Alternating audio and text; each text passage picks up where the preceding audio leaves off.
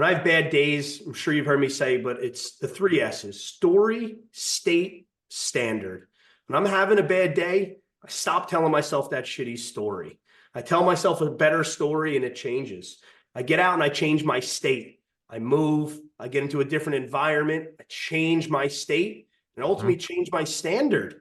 Because if I tell myself a better story and I'm changing my state and I'm becoming positive, my standards for what I allow in are at a very high level now.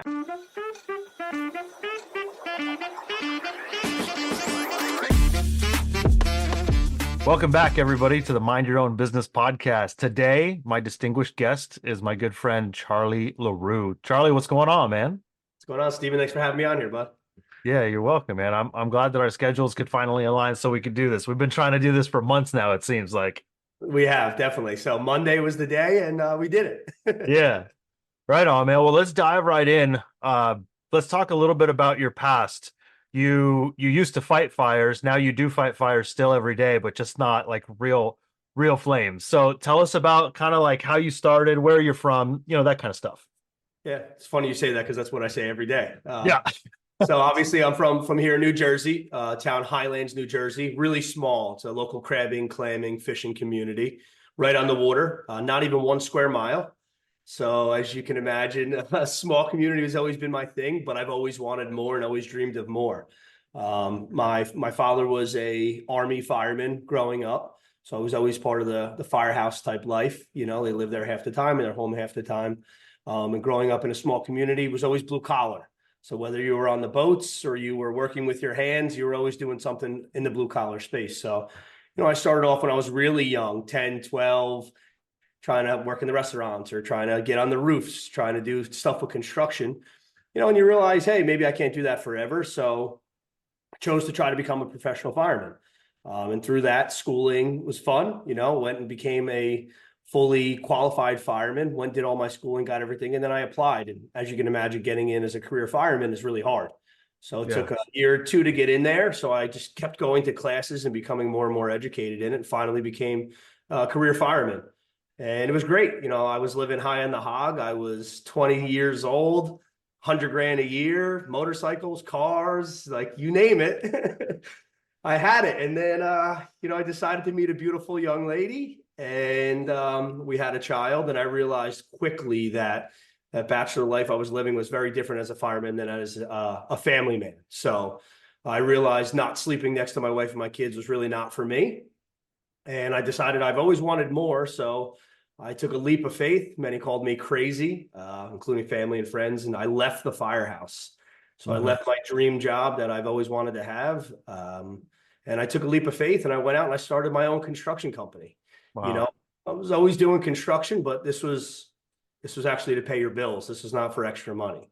It's really hard when you want to make a choice to like change your life altogether. I don't want to say everybody's against you, but everybody's calling you nuts. You have your dream job, you have your dream career, all of the health benefits, right? The pension, everything. Your future, quote unquote, is set. And you're like, I'm going to leave all this behind and go dig ditches and go frame houses. Yeah. And, I kept saying I'd call you crazy too, right? Like, if you think about it that way, if you just look at it like in a very like analytical standpoint, like just data, you're leaving all this to go do this. I don't get it.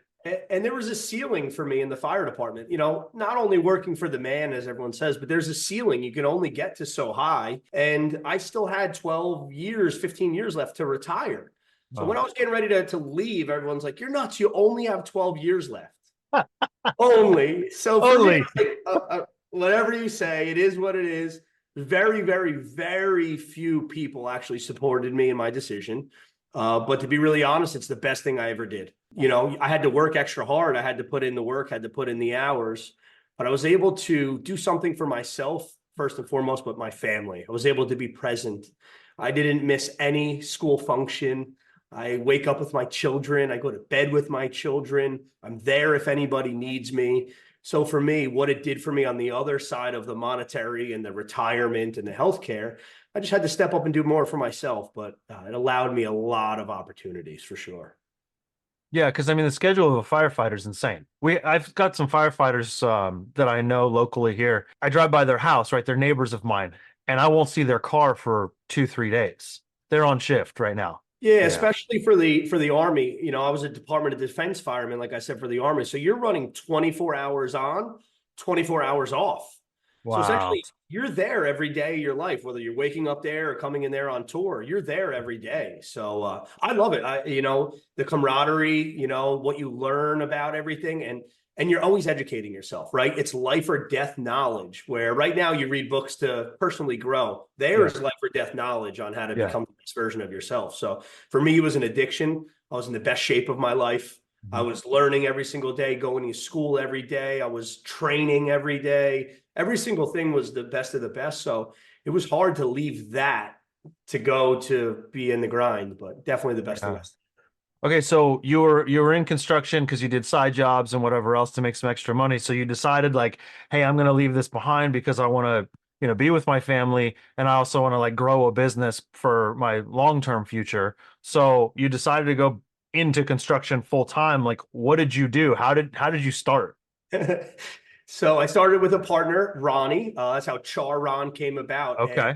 so we said, hey, look, we could do this. His dad was in the business for many years. We knew we had the skills, the abilities, and the drive to do it. We said, all right, the only thing that we're not going to do is painting. I hate painting. Ronnie hated painting. We're just not going to paint. Deal. We shook hands. Let's go. Here we go. Okay. Charron and Sons, right? We're going at it. The first two jobs, you know what they were, right? Yeah.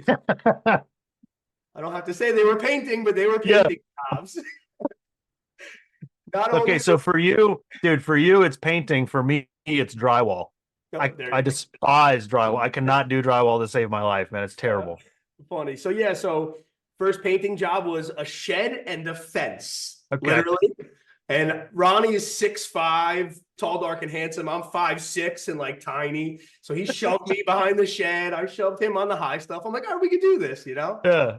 So we did that. And the second one was the ugliest color purple you could ever imagine in your life. I still have nightmares about it. But yes, two painting jobs to start off Charon contracting. Wow. And no, how long ago was that? I was only back in 2011. 2011. Okay. So you've had the company for 12, 13 years now, roughly. Yes, yep. Wow. Okay. So what have you done in 12 and 13 years? From So painting we whole fences or whatever it was. Yeah, so we started obviously with a handyman stuff, kitchens, bathrooms, decking, railings, and then we started to scale and get bigger. So we started to do larger renovation projects, replacing beams, things like that. And a gift and a curse for me was actually Superstorm Sandy. Mhm. As I mentioned, I live on the water. Superstorm Sandy came in and it wiped out miles around us of homes. So Wow. it gave us, we all lost our homes, my personal home, my family's homes. Like it was devastation for myself and my community. I'm also a Wow. volunteer in Highlands as well. So it was really sad, but in that time of sadness also came land of opportunity. So Sure. that opened up doors for me into really large projects because now these homes were ruined. They Mhm. had to be lifted to be up to flood requirements. And Yeah. a lot of the homes went for sale. So I went from doing kitchens and bathrooms to actually lifting all these homes, putting new foundations in, renovating the entire first floor that was flood damaged. We got Yeah. into insurance work, into state work. And then it also branched us into the investment space because we started working for guys who were buying up these storm damaged homes and then they were flipping them. Uh-huh. So we realized, hey, why are we going to keep building them for people when now we have some seed capital? Why don't Mhm. we purchase one or two and get a rental property of our own? Yeah. So we went from kitchens and baths to house lifts and additions, all the way to investing. And then that eventually led to new construction projects. Some of these bungalows and other homes were not really worth saving, and they Mm. were on a really nice piece of land. So a lot of them, I guess, unfortunately, as a local, were demolished. Yeah. They were turned into these beautiful new construction projects Mhm. that ultimately raised the value of Highlands, New Jersey, and the surrounding communities. Wow.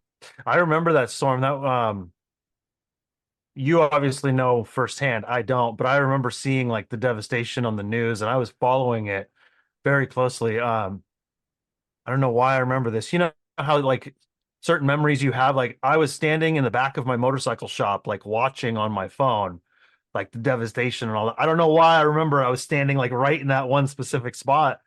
Yeah. Uh, but you were in it, man. You were in the thick of it. And not Yeah. only like on the construction side, but also on the volunteer side and helping rescue people, I'm sure, right? Yeah, for sure. One of the main problems is the wind kept all of the tidal floodwaters inside of the community. So we're at sea level. So Hmm. when the first high tide came in, Hmm. we're from Highlands. We're used to water being there. It is what it is. But Yeah. when the first tide came in, there was a couple feet in the streets, and people thought it was going to recede at the low tide, but the wind kept it in and it never left. So people realized, whoa, I have a whole nother tide cycle to come through. So we were actually driving around in the big Army deuce and a halfs, Uh-huh. driving through each individual street, telling people, listen, this is way worse than we thought it was going to be. Like, you need to evacuate. So I think the number was somewhere between 150 to 170 people we manually evacuated. Um, Wow. you know, people that needed to get out at that point in between those two surges. So it was crazy. One of the saddest things for me, it gives me the chills to think about, is lifelong friends and family members seeing there was not enough dumpsters in our area. So everyone actually demolished all of the floodwaters and all the bad stuff out of their homes. When they demolished their homes, they put it on the sidewalk. And instead of it being in a dumpster that you can't see, you saw everyone who you known and loved your whole life and looked at their whole entire life just piled in the front of their home on the streets. And it's a scene I'll never forget. So for me, rebuilding the community was a huge, huge focus of mine. We did a lot of volunteer work with construction as well, just getting people back in, helping them demolish, helping them get heat and electric and life-saving things back in. So there was volunteer Wow. on the fire department side, but also, from the construction side too. Wow. I'm picturing that whole situation, right? And like your life is compartmentalized into a pile of rubble on the sidewalk.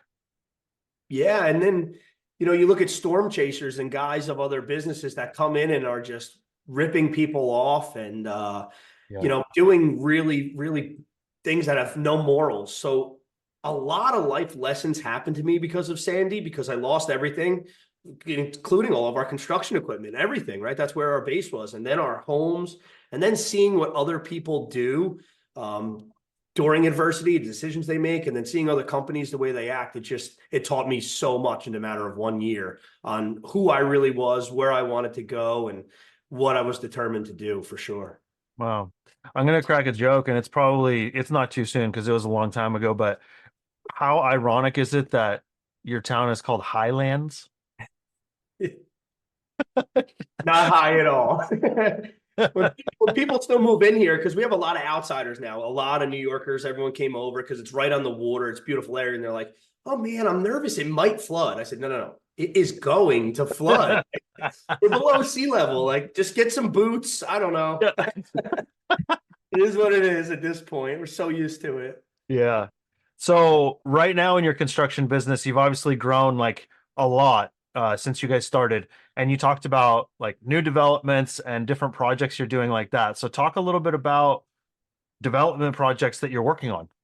Yeah, so now, I was always chained to my business. I was the guy with the tool belt on, driving the truck, answering the phone, Yep. writing the number down on a napkin, yelling out Yep. the window at somebody, right? Like, Yeah. the Wait a typical minute. Hold on. Were you one of the guys where your dash was just stuffed with receipts? and plans and Yeah. coffee. Yeah. Of course I was on the Yeah. picture you're seeing, yes. But yeah, so I was that guy for a really, really long time. And then I finally realized I brought a lot of my fire department learnings and understandings into my construction outfit.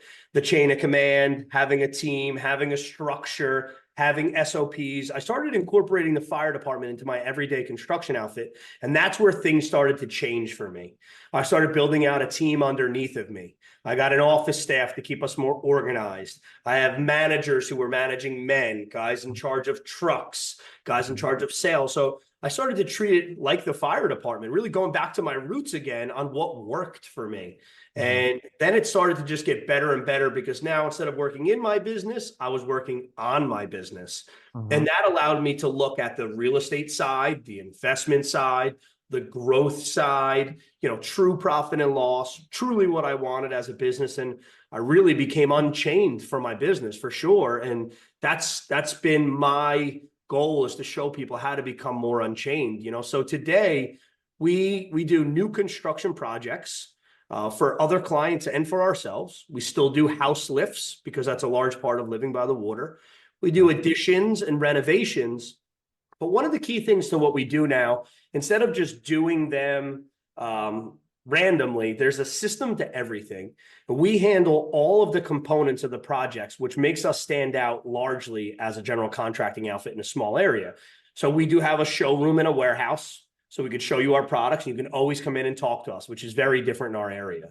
Mm-hmm. And then we do everything from the design all the way to the completion of the project. So a lot of people would come to another construction company with an idea. They would ship them off to an engineer, to an architect, to a designer, and then they would come back. And there's too many chefs in the kitchen, where we do all that stuff in-house.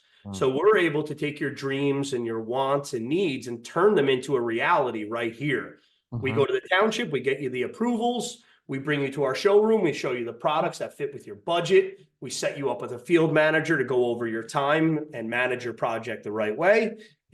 We show you the entire process. And, throughout systems, we've got a lot of ways to communicate now, through SMS, through portals, through email, through one-on-one communications here. So we're definitely technologically advanced, which I really like. It helps me really take care of the clients. Yeah. Well, and then implementing all of that technology too is huge, because that really sets you apart from a lot of the other contractors that are out there. And what I think is cool too is, like, you can show people how to do that, and you can really help them improve their business by stuff that you've already put in place now for many years. And I think that's really going to help people out in the future. So touch on that a little bit, because I know that, something that I'm really excited that you guys are doing, you and Silvio, you're helping other people do this, right? You and Silvio are both contractors. I'm also in the contracting space as well, but you guys are definitely at a different level operationally than I am. And what I've seen you do is create this community where we meet every Friday, right, on Fired Up Friday. And I absolutely love it. We all get together and hang out and talk about, we're just talking like this most of the time. But we talk about our struggles, our challenges, and then how we implement technology or fix those problems. So you've created a group, Blue Collar Unchained. You talk about being unchained, and I think one of the most famous pictures of you was you happier than a pig in shit digging a ditch, totally chained to your business, totally chained. Totally. Inside, I was completely chained in that picture. So right now, it's for you locally, it's Monday, 1 p.m., 1:30 p.m. Eastern, and you're in the office recording a podcast. Yeah, that's you are unchained from your business. Absolutely. Yes. I got a little something for you. Okay. So I came into my office the other day, and there's a picture of me, and it's right here. Is that Flat Charlie? That's Flat Charlie right there. So that's the definition of becoming unchained, is so much that I don't have to be present inside of my business, and my team loves me so much because how I take care of them, that they printed a picture of me and put it on my chair. So at first I was a little weird, but to me, it's an accomplishment, right? I've worked for so many grown men that have been doing this since they were 15, 20, and they're doing it in their 60s and 70s, and there's no escape. There's no exit.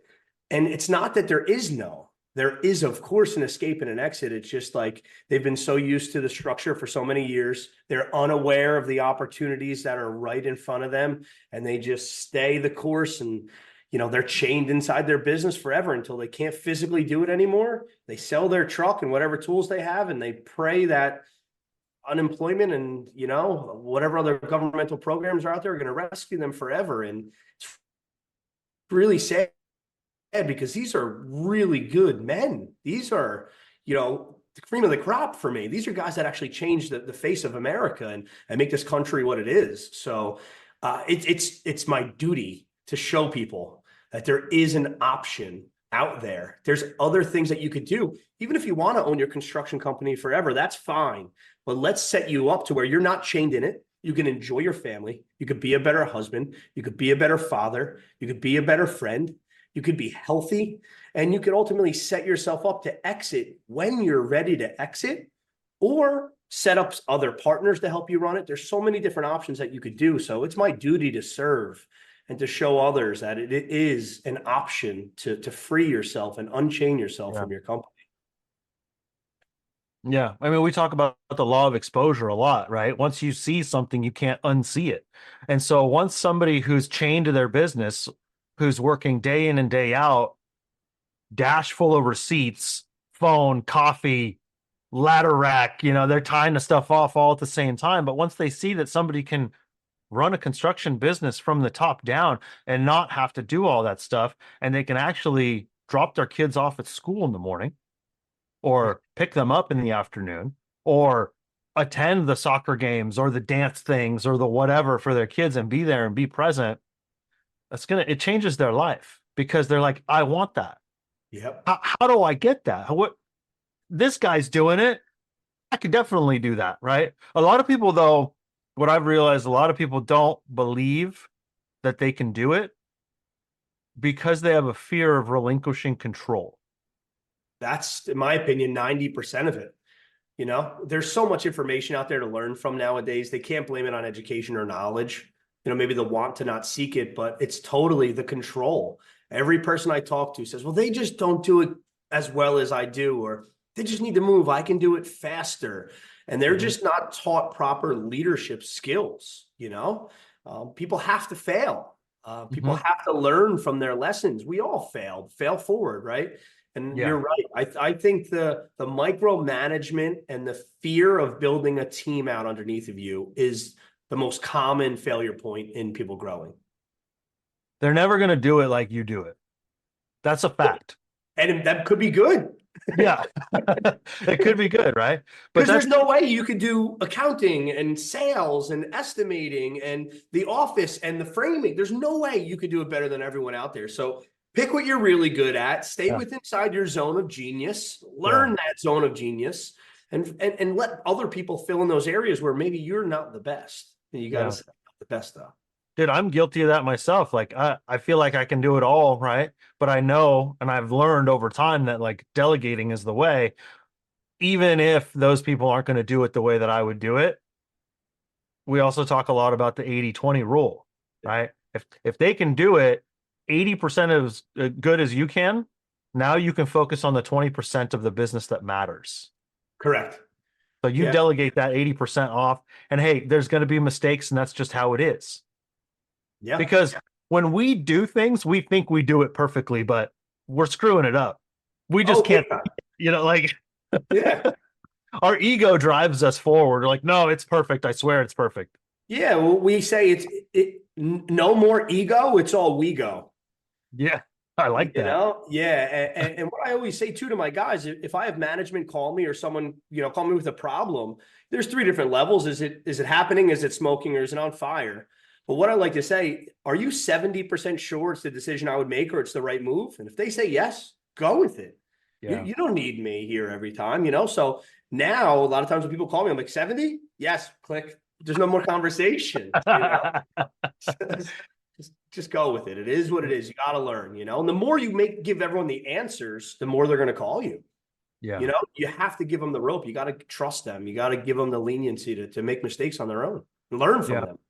Absolutely. What I started doing a while back was asking them what they would do. What would you do?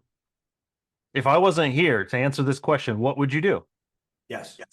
In fact, I want you to come up with 3 solutions and pick the one that you think is best. Correct. Yes. A problem clearly stated is a problem 50% resolved.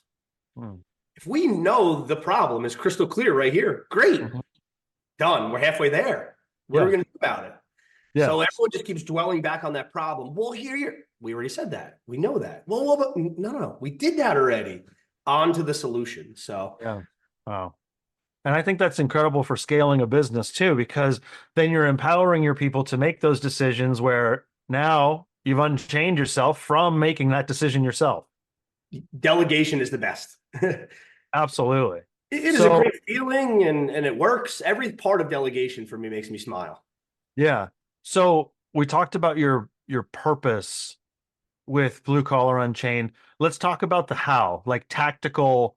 How are you physically helping other business owners?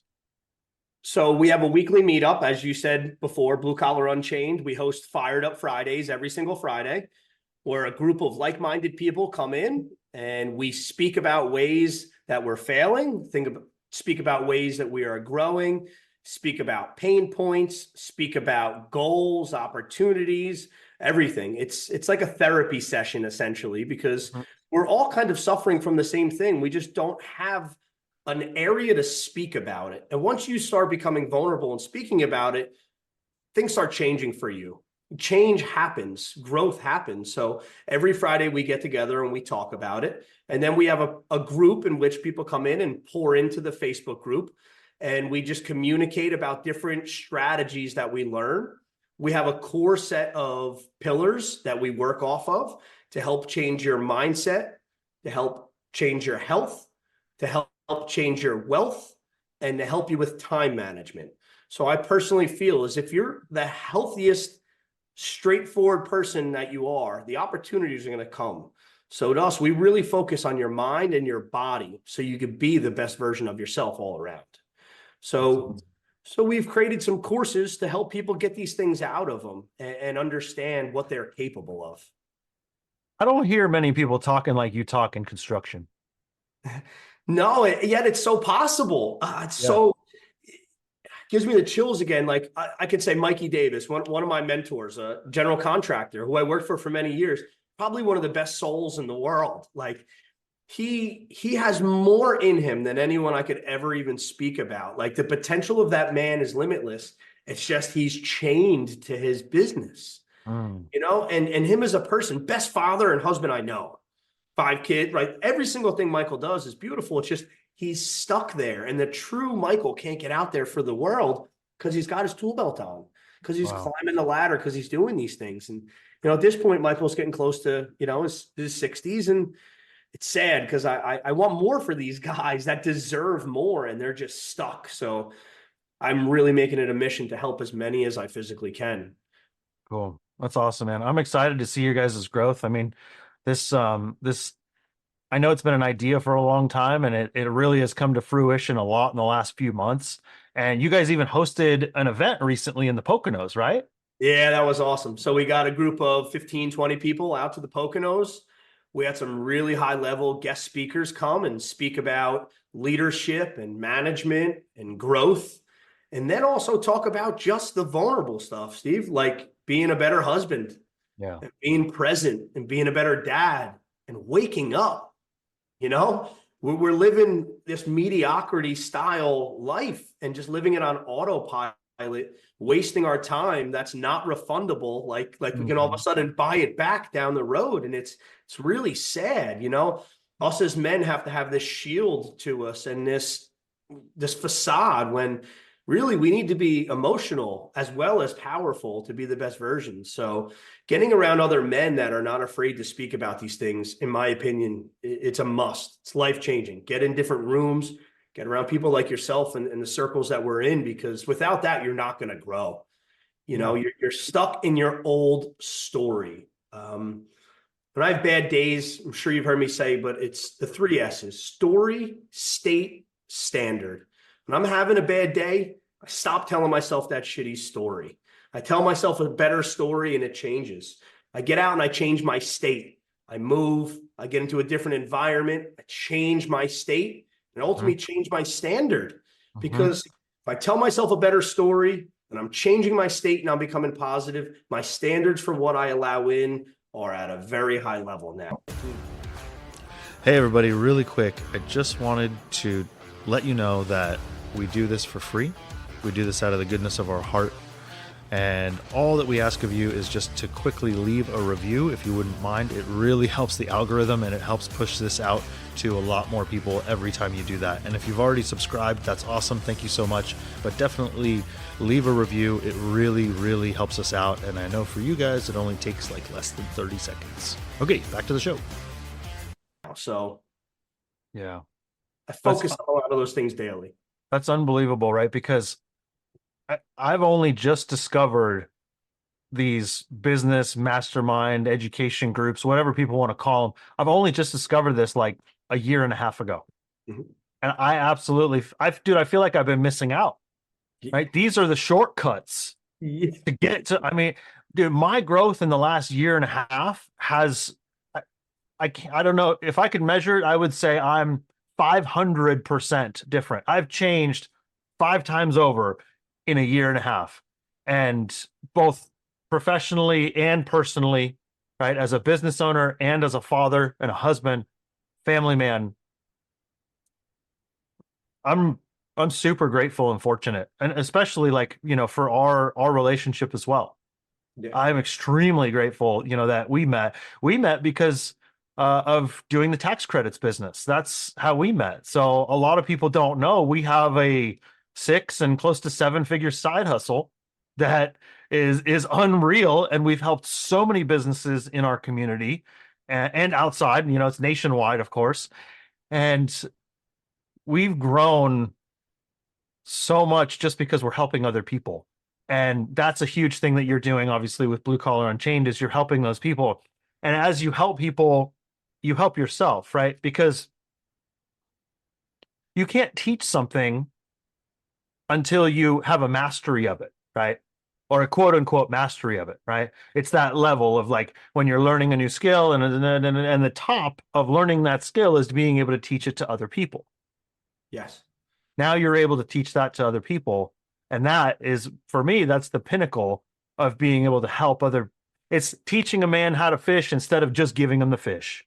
That's it. Yeah. Right?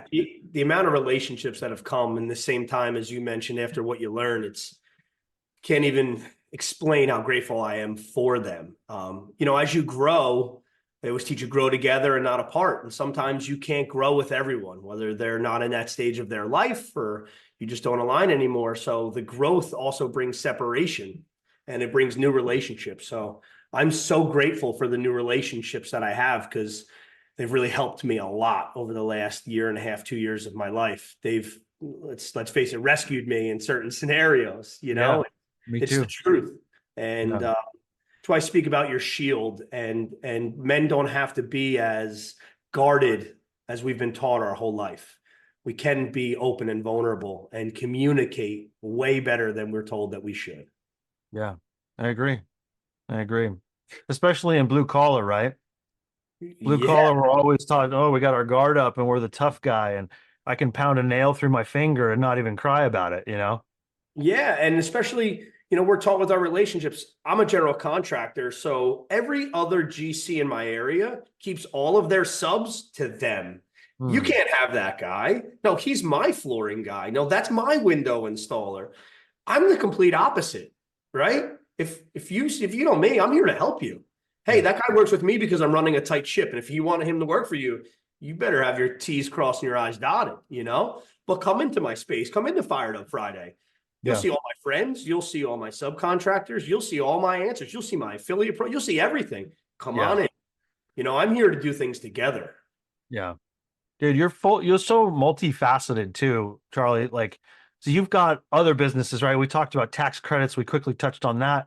But you also are a part owner, right? A co-owner of a sneaker apparel shop. Tell me like about that. Like, I know there's a lot of sneakers, but you guys have all the other products and stuff. Like, what's that all about?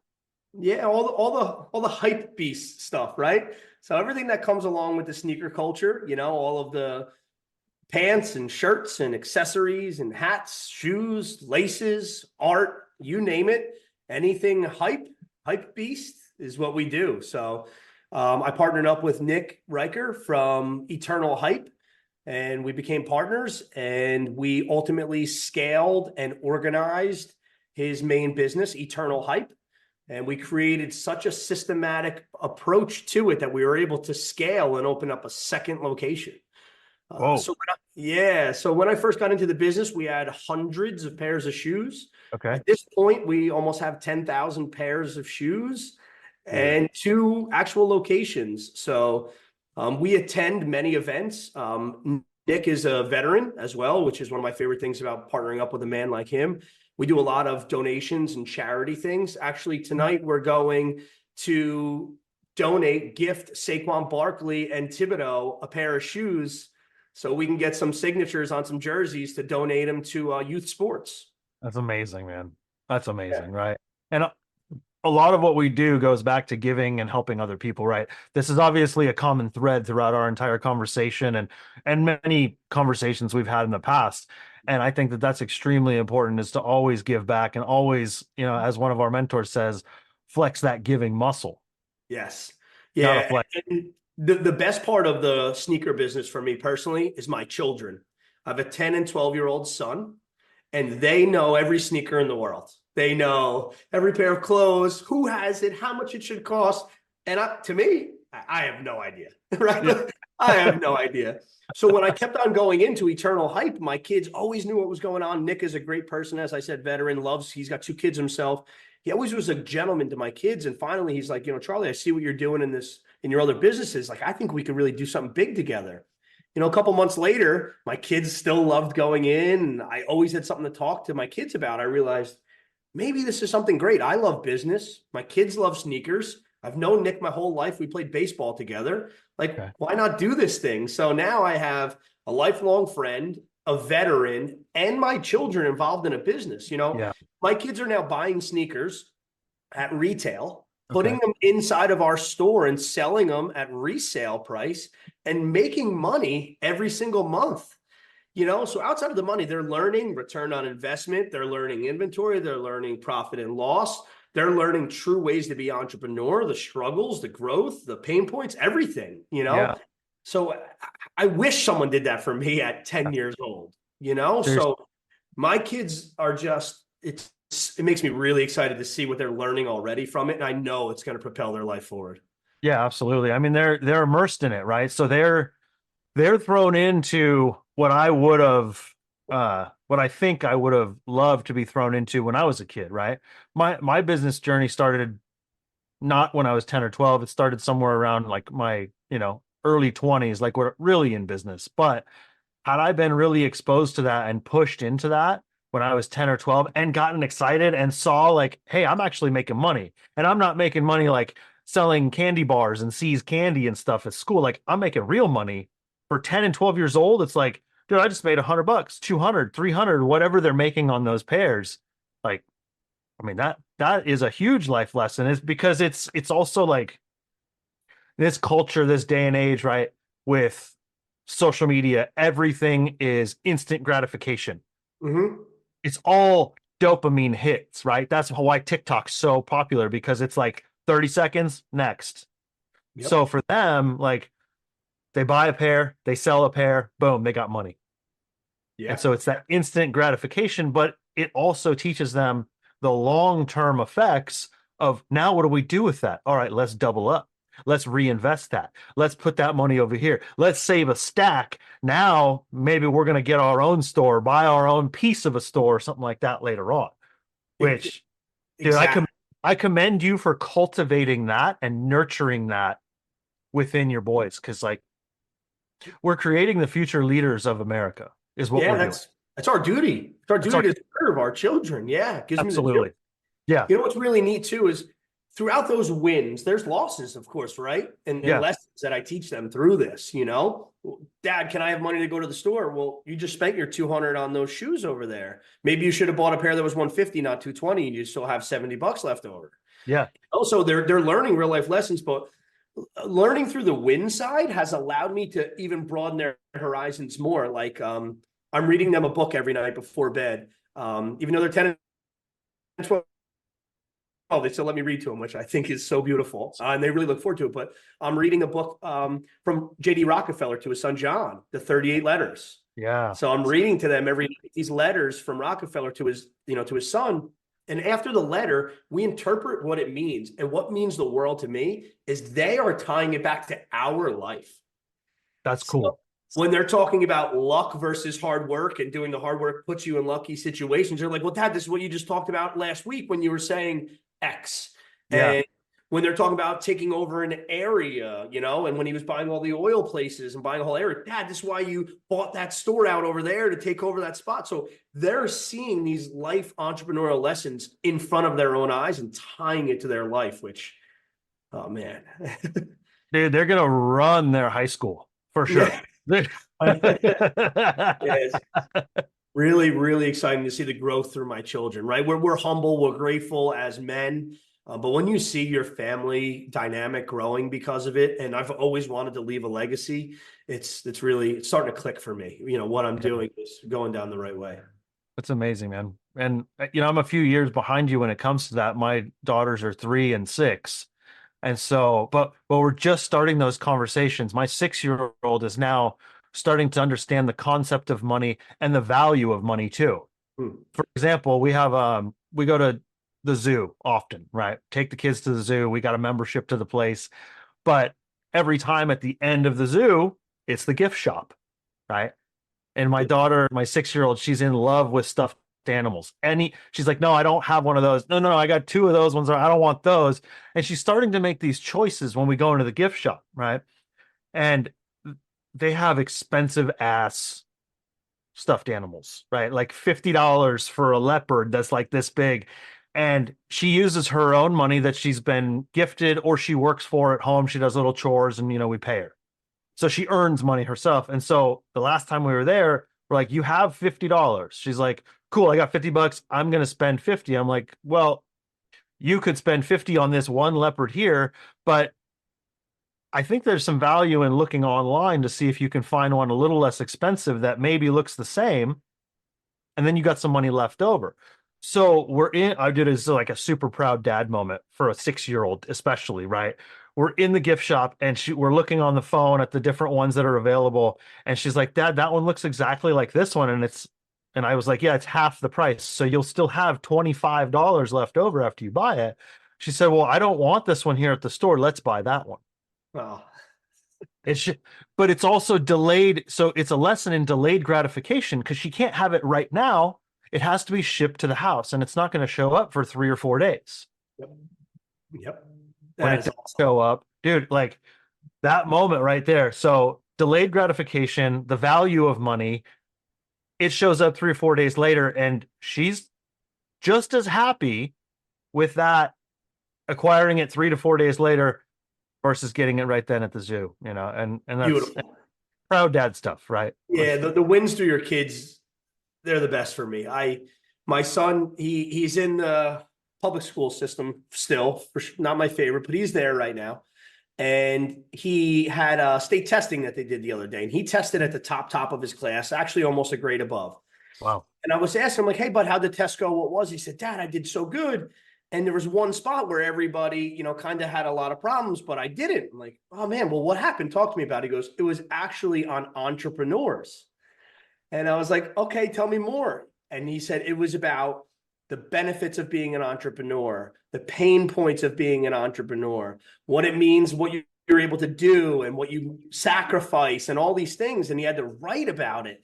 But he said, Dad, I knew every single answer to every single question when it came to being an entrepreneur and what you sacrifice, but also what you're able to do because of becoming an entrepreneur. He was like, and that's because of our life. So we are setting our kids up for success when we teach them these things, even though we feel like we're just pounding them in. Yeah, it is benefiting them. So it totally is, right? And they're listening, they're always paying attention. That's for damn sure. way more than we all think. Yeah.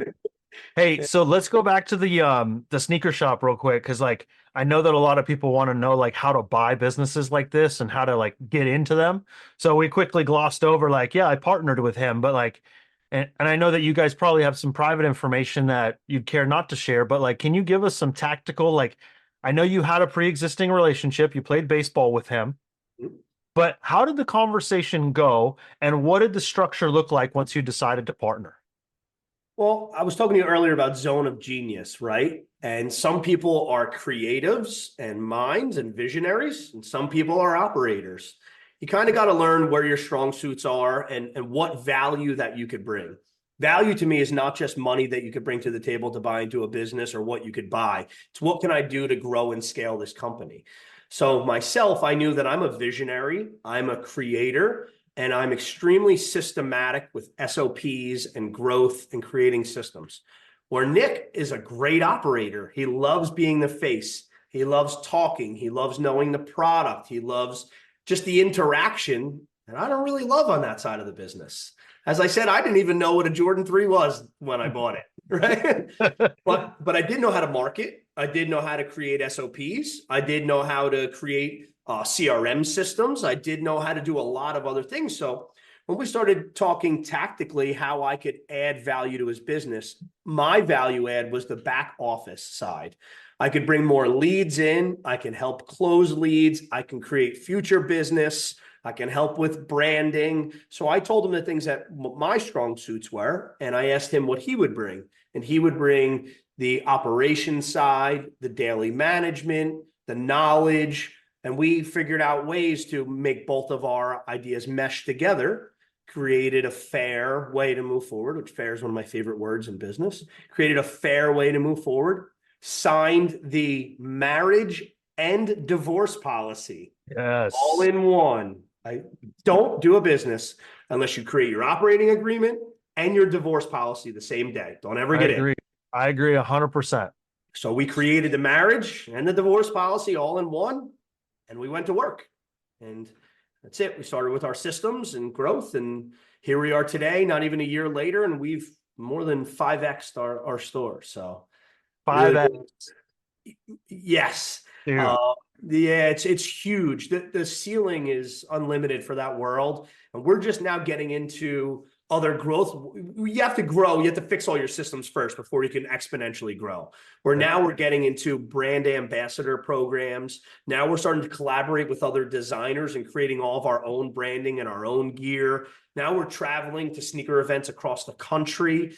Now we're hosting at our new headquarters podcasts, interviews, challenges, events. So we're just starting to really ramp up. It's really exciting what we're going to do this year. Dude, I'm so excited for you guys to grow that, because it's also completely outside of like our history, our blue collar backgrounds, right? It's like way over there. It's not even anywhere near. It's like sneakers on a job site. Like, what are you talking about? Get out of here, you know? Yeah, it's great, but it's fun, right? Yeah. I'm doing what I love to do. I love being the visionary. I love creating. I love organizing systems. I love problem solving. It's my favorite. I don't know why, but it is. So Nick lets me do that inside my business, and I let him do all the other fun stuff that he wants to do, and it's fun. I mean, going from painting a room purple to selling a sneaker, I'll take it. That's awesome, man. One of the things that I kind of glossed over real quick is like being in the rooms with other people, right? Getting into paid mastermind groups, right? You and I are involved in a couple. How long ago did you learn about these type of things and then get into them? Within 2 years. Okay. So the first one for me was the Lion's Den with Sean Whalen. And then I was introduced. Obviously, there's a lot of podcasts and YouTube videos and stuff out there, but the other mastermind world I got into was Mark Evans' DM. So Sean Whalen's Lion's Den and Mark Evans was my first two that I became a part of, and I still am to this day because of the opportunity inside of them. Yeah, absolutely. I mentioned if it were my last amount of money to be a part of that monthly buy-in, I would put it into that, and I would go into the group and ask for help. Yeah. If I was down to my last dollar would go to that group and I would ask for help. That says a lot. Yeah. I'm indebted forever. I'm forever indebted to that. Even you with ERC, just affiliate marketing stuff. What did you 100x your investment? Yep. Right. My next 10 years are paid for. Yep. Realistically, right? Like realistically, yeah. 10 years are paid for. I'm good. Yeah. And not only that, but like my first week in, I had a conversation with Mark that saved me probably close to $200,000. Yeah. And So yes, there's the that. money, the money, and then what you mentioned before about the relationships. Yeah. We're all seeking more. I come from a Yeah. really small community. As I said, Mark dubbed it the king of the dipshits. Like, what do I have for me here? Yeah. I want more. And I'm considered a cult follower, this crazy person who, wants all these things. I'm weird to everyone else in my area, yet Yeah. there's normal to me from other guys that want more out of life out there. And that's the proximity in the room that you talk about. Proximity is power. Proximity is power, right? And I mean, yeah, dude, we geek out about this stuff for hours and hours and hours, right? So Yep. speaking of hours and hours, we spent a number of hours on a private jet together recently. We did. And I would say that, I mean, you've done that a few times now. 2 times? Was that your second time you did it? Yep. That was the first time that we chartered our own. That was Yeah. And that's huge, right? So from a couple years prior, thinking that you just got to be like grinding in your business and not working on top of your business, to now chartering your own private jet to go to a mastermind event that we attended together, to learn how to grow and work on your business and also expand your network and to help other people do the same.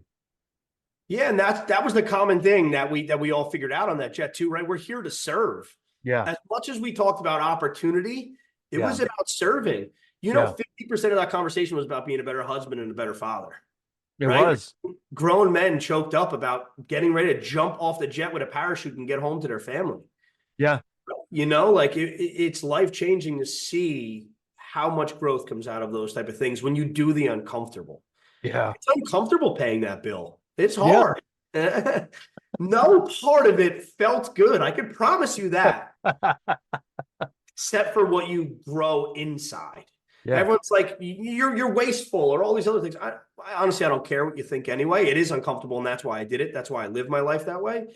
But what we grew out of it, what we've learned about each other from it, what relationships were forged, and how much capital is coming because of those, it's exponential. Yeah.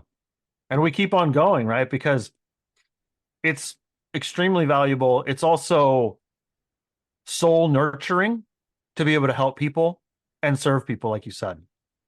Correct. We can't stop, right? We're just flexing that giving muscle like constantly now. Like, Yes. I mean, I don't know if I told you or not, man, but like before I got into any of these groups, like I never gave money, I never donated money to anyone or anything like that.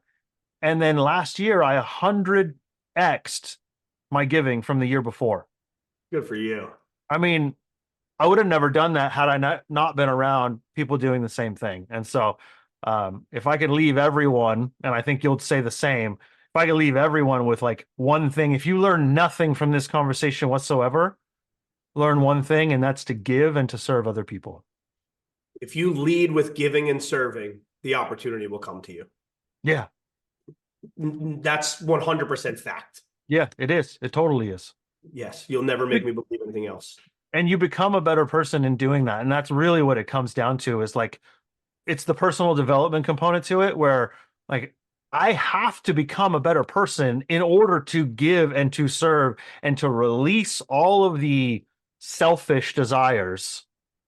It's like, I'm just here to help, dude. What can I do for you? Yep. Next time it floods in New Jersey, by the way, give me a call. I'll see if I'm around. And when you lead with serving, it's peaceful. Yeah. As a blue collar person, you live high on edge. There's always a problem. There's always drama. If you lead the other way with serving, it just grounds you, shows you to be patient, be humble, be kind, accept more than you used to, changes your whole outlook. Yeah. And with that being said, man, I really appreciate you. I thank you for spending the time with us today. I know that a lot of people are going to get some massive value out of this. If people want to get a hold of you, how do they do that? Well, my cell phone, social media. I'm on Instagram, Charlie _Larue Charlie with IE, Larue, LARUE _. I'm on Facebook as well, Charlie Larue. And my general contracting site is char-ron.com. So awesome. We'll put all that stuff in the show notes for everybody as well. But Charlie, I really appreciate you, brother. Thank you so much for everything that you're doing for the community as well. You as well, Steve. Thanks for your time, bud. Yeah. All right, bye. Hey everybody, really quick, I just wanted to let you know that we do this for free.